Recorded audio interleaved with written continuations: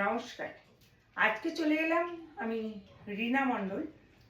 সমাজে যে এই ঘটনাগুলো ঘটে আর আমরা সেগুলো খবরের মাধ্যমে বা সোশ্যাল মিডিয়ার মাধ্যমে জানতে পারি, দেখতে পারি এবং শুনতে পারি এবং বলতে চলে আসি আপনাদের সামনে। দেখুন, আমরা যেসব ঘটনাগুলো দেখি ডেইলি, প্রত্যেক দিন টিভির খবরের মাধ্যমে দেখতে পারবেন, শুনতে পারবেন। নানা রকম আমাদের সমাজের নানা রকমের নানা কথা, আলোচনা, উত্তেজিত রাগ, অভিমান, একে অপরকে অপমান করা, একে অপরকে বিদ্বেষ, এগুলো আমাদের সমাজে হয়েই যাচ্ছে। যে যে কোনো মানুষ যদি আপনার বিরুদ্ধে প্রতিবাদ করে, তাকে নানা রকম ভাবে রণকৌশলভাবে ধরে নেওয়া হয়, থানাতে ডাকা হয়, বা কেউ মেরে ফেলে, কেউ বা গুলিবিদ্ধ করে। এইরকম সমাজে আজকাল চলছে। যদি আপনি কোনো প্রতিবাদ করেন, সেখানে নানা রকম সমস্যা দেখা যায়। তার মানে আমরা সমাজে থাকব, সমাজের আমরা নাগরিক, আমাদের মাধ্যমেই নেতা নেত্রী সব গঠিত হয়। কিন্তু আমরা জনগণ ভোট দেবার পর আমাদের কোনো কিছু বলার অধিকার হয়তো থাকে না, আমাদের মুখ বন্ধ করে দেওয়া হয়। এটা হয়তো বা নিয়ম নেই, কারণ আমরা বাংলার নাগরিক, আমাদেরই একমাত্র অধিকার আছে বাংলায় যে ঘটনাগুলো ঘটে সেগুলো বলার। আমরা ডেইলি সমাজে নানা রকম দেখতে পারি। এর আগে 35 বছর সিপিএম করেছে, সেই আমলও আমরা দেখেছি। তারপরে তৃণমূল এসেছে, তৃণমূলও দেখেছি। এখন রিসেন্ট বিজেপি এসে তার শাসনকালও আমরা দেখছি। কার কেমন লাগছে সেটা তার তার নিজস্ব ব্যাপার, কারণ নিজস্ব ব্যাপার বলেই সবার এই জন্যই ভোট দেয়, ভোট পাল্টিয়ে যায়, সবাই সবার ইচ্ছা মতন দেয়। এখানে কারো অধিকার নেই যে কেউ কাউকে ভোট দেবার জন্য মানে বঞ্চিত করে দেবে। ভোট দেওয়ার অধিকার নাগরিকের বা জনগণের আছে। কিছুদিন আগে দেখলাম যে আমাদের যে স্কুলে বাচ্চারা পড়তে যায়, সেটা মিড ডে দেওয়া হতো। তৃণমূলের আমলে এটা করা হয়েছে। আমরা যখন সিপিএম এর আমলে পড়াশোনা করতাম স্কুলে, আমাদের কোনো মিড ডে কিচ্ছু দেওয়া হতো না। কোনো জামা প্যান্ট, খাওয়া দাওয়া, বই পত্র যেটাই বলুন, কিচ্ছুই দেওয়া হতো না সরকারি স্কুলগুলোতে। কিন্তু যত প্রকল্প কম হলেও আমাদের তৃণমূল আমলে হয়েছে। যত প্রকল্প বলুন, নারীদের সুরক্ষা, নারীদের যাবতীয় টাকা পয়সা যে যেটুকু পেরেছেন ওইটুকুই করার চেষ্টা করছেন। সবার অসুবিধা দেখেছেন, সুবিধা দেখেছেন। পাহাড় পর্বতে যখনই কোনো বিপজ্জনক ঘটনা বা রাস্তাঘাটে কোনো বড় বড় অ্যাক্সিডেন্ট, সেখানেই আমাদের প্রাক্তন তৃণমূল নেত্রী মমতা ব্যানার্জি দৌড়ে গিয়েছেন। দৌড়ে দৌড়ে তিনি প্রচার করেছেন, তিনি গাড়ি কোনো ব্যবহার করেননি। তিনি বাংলার জন্য এইভাবে খেটেছেন, কিন্তু তবু তিনি হেরে গেছেন তার এমএলএ, তার নেতা, তার লোকদের জন্য। আজকে তিনি নানা রকমভাবে চারিদিকে অপমানিত হচ্ছেন, আমরা সোশ্যাল মিডিয়ামে দেখতে পারি। সহ্য করতে পারি না, কারণ আমাদের সে বাংলার একজন মুখ্যমন্ত্রী, যিনি 15 বছর রাজত্ব করেছেন, 5 বছর রাজত্ব করেছেন, নিশ্চয়ই ভালো কাজ করেছিলেন, আবার ভোটে জিতেছেন। 10 বছর করেছেন, আবার জিতেছেন, আবার 15 বছর করেছেন, সেটাও তিনি জিতেছেন এই জন্যই তিনি সমাজে হয়তো ভালো কাজ করেছেন। ভালো কাজ করেছেন বলেই তিনি 15 বছর আমাদের বাংলাতে টিকে গেছেন। যখনই দেখলেন এইবার বিজেপি আসলো বিধানসভার ভোটে, নানা জায়গায় নানা রকম বক্তৃতা বা ভাষণ দিল, ১,৫০০-এর বদলে ৩,০০০ দেবে, লাইটের বিল কম দিতে হবে বা দিতে হবে না, গাড়ি ভাড়া লাগবে না মহিলাদের, লক্ষ্মীর ভাণ্ডার থেকে অন্নপূর্ণা ভাণ্ডার ৩,০০০কে সবাইকে দেওয়া হবে, এইরকম নানা রকম প্রতিশ্রুতি ছিল।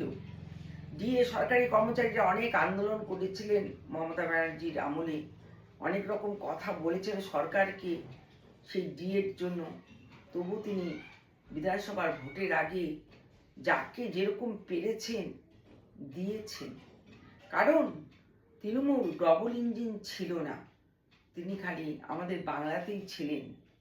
ডবল ইঞ্জিন ছিল না বলেই তৃণমূল কোনো হয়তো সাহায্য পেতেন না। তিনি নিজে যেটা পারতেন ওইটুকুই মহিলাদের দিতেন।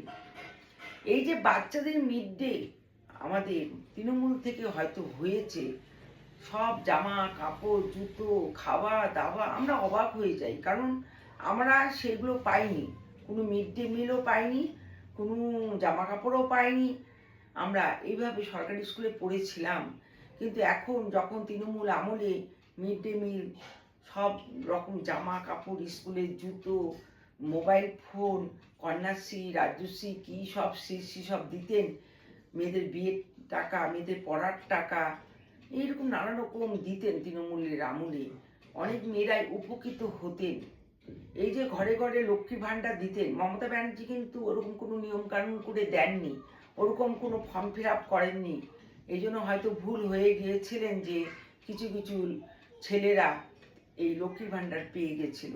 তিনি ভালো করে হয়তো যদি এগুলো ব্যাপারে তদন্ত করতেন, তবে আজকে তার এই দুর্নীতির কথা, এই চোরের কথা শুনতে হতো না। তবে আজকে যেটা বলতে চাই আমি, মিড ডে মিল, স্কুল শিশুদের সব মিড ডে মিল দেওয়া হচ্ছে, ইসকনকে তার দায়িত্ব দেওয়া হয়েছে। ঠিক আছে, সব কিছুই ঠিক আছে, খুব ভালো কথা। এটা যদি মেনে চলতে পারে, ছোট ছোট শিশুরা এগুলো খেয়ে মিড ডে মিল যদি বড় হতে পারে, তবে অনেক অনেক অনেক বাচ্চারা অনেক কিছু শিখতে পারবেন, করতে পারবেন এবং সন্ন্যাস নিতে পারবেন। একটু বড় হলে আশ্রমে গিয়ে থাকতে পারবেন, পুরো নিরামিষ খাওয়াটা শিখবে। ইসকনে খাওয়া খুব ভালো, খুব সুন্দর এবং খুব পুষ্টিকর। কিন্তু ছোট ছোট বাচ্চারা দেখবেন আজকাল নিরামিষ খেতে চায় না, ওই ইসকনের খাওয়ার মতো খাওয়াগুলো খেতে চায় না বাচ্চারা। ওরা দেখবেন বিরিয়ানি, ডিমের টোস্ট, ডিম সিদ্ধ, এরকম নানা রকম জিনিস, মটন, এগুলো খেতে ভালোবাসে। কিন্তু সেগুলো হয়তো মিড ডে মিলে দেওয়া হবে না। ডিমটাও সরিয়ে দেওয়া হয়েছে, ডিমটাও দেওয়া হচ্ছে না। সেখানে আজমা আর যেগুলো ইসকনে খাওয়া হয়, সেটা আপনি ইসকনে যাবেন ঘুরতে, একদিন একবেলা দুবেলা তিনবেলা ভালো লাগতে পারে, কিন্তু ডেইলিকার জন্য ইসকনের খাওয়া হয়তো সবাই খেতে পারে না। তবে কিছু কিছু বৈষ্ণব আছে, সনাতনী ধর্ম আছে, যারা গলার মধ্যে কাঠের মালা পরছে, হরে কৃষ্ণ করছে, সংসার ত্যাগ করে ইসকনে গিয়ে আছে, তারাই পারে এই এই খাবারটা খেতে। তাদের কাছে অনেক সুস্বাদু, অনেক কিছু পুষ্টিকর খাবার আছে, সব ঠিক আছে। কিন্তু বাচ্চাদের ক্ষেত্রে ওই আজমা, ওই নানা রকম ইসকনের খাবার হয়তো ভালো লাগবে না। কিন্তু আমাদের মুখ্যমন্ত্রী চেষ্টা করছেন যেটা এতদিন ছিল সেটা চেঞ্জ করার। যেমন এবার নানা রকম জিনিস চেঞ্জ করতে চেয়েছেন, চেঞ্জ হচ্ছে হয়তো আস্তে আস্তে, হয়তো লাগবে, অনেক সময় লেগে যাবে। কেউ বা মেনে নিতে পারছেন, কেউ বা পারছেন না। এই যে লক্ষ্মীর ভাণ্ডারটা এখন অন্নপূর্ণা ভাণ্ডারে পরিণত করেছে, সেখানে অনেক রকম তদন্ত হচ্ছে, অনলাইনে হচ্ছে, অফলাইনে হচ্ছে, ফর্ম ফিল আপ করে হচ্ছে, সেখানে অনেকটা সময় হয়তো লেগে যাবে। তারপর ডিএর ব্যাপারটাও তাই, চিন্তা ভাবনা করছেন কবে দেবেন, অক্টোবর মাসে বলেছেন দেবেন। সব কিছু হয়তো করবেন, কিন্তু সেটা ঠিকঠাকভাবে হয়তো করবেন। কিন্তু জনগণের, নাগরিকের হয়তো অনেকের ভালো লাগছে না এই ব্যাপারগুলো, অনেকের ভালো লাগছে। এটা যার যার ব্যাপার, যার যার ব্যক্তিগত ব্যাপার, যার যার ব্যক্তিগত ব্যাপার হয়ে ভোটটা দিয়েছে। এই জন্যই তৃণমূল এসছে, তৃণমূল তার জোর বিজেপি এসছে। বিজেপি তার জোর করে আসেনি। বাংলার নাগরিক জনগণ তাদের ইচ্ছা মতন ভোট দিয়েছেন এবং বিজেপিকে এনেছেন।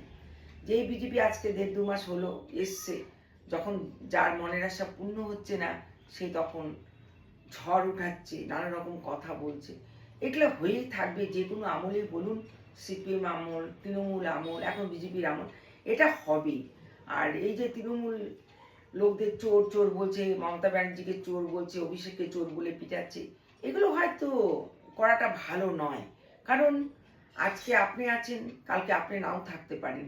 তা আপনাকেও যখন এইভাবে করা হবে, আপনি দলটাকে যখন এরকম করা হবে, কেমন লাগবে বলুন? এটা একজন মুখ্যমন্ত্রীর সাথে নানা রকম উত্তেজিত ভাষায় কথা বলা বিধানসভায় দাঁড়ায়, এগুলো মানায় না। আর আমাদের যিনি মুখ্যমন্ত্রী হন, একটু শান্ত থাকুন, শান্তভাবে কথাগুলো বলুন, যাতে জনগণের ভালো লাগে। আপনারা বাংলার মুখ্যমন্ত্রী হন জনগণের ভোটের মাধ্যমে। আমরা চাই যে কোনো মুখ্যমন্ত্রী শান্তভাবে এবং অনেক ভেবেচিন্তায় যেন কাজগুলো করেন। কোনো মুখ্যমন্ত্রীকে উত্তেজিতভাবে কথা বলা, চট করে কারো প্রতি অ্যাকশন নেওয়া, চট করে বুলডোজার দিয়ে ভেঙে দেওয়া, এগুলো আমাদের হয়তো বাংলার লোকেরা মেনে নিতে পারছেন না। কারণ বাংলার লোক অনেক আশা করে বিজেপিকে এনেছিলেন। বিজেপি এসেই বুলডোজার দিয়ে বাড়িঘর ভেঙে দিচ্ছেন, হকার উচ্ছেদ করছেন, টোটো বন্ধ করে দিচ্ছেন। কিন্তু তাদের কাছে হয়তো ভালো লাগছে না, কিন্তু দরকারও আছে বাংলাকে সুন্দর করবার এবং ভালো রাখার, সুস্থ রাখার, পরিষ্কার পরিচ্ছন্ন রাখার, এটাও দরকার আছে অবশ্যই। নমস্কার।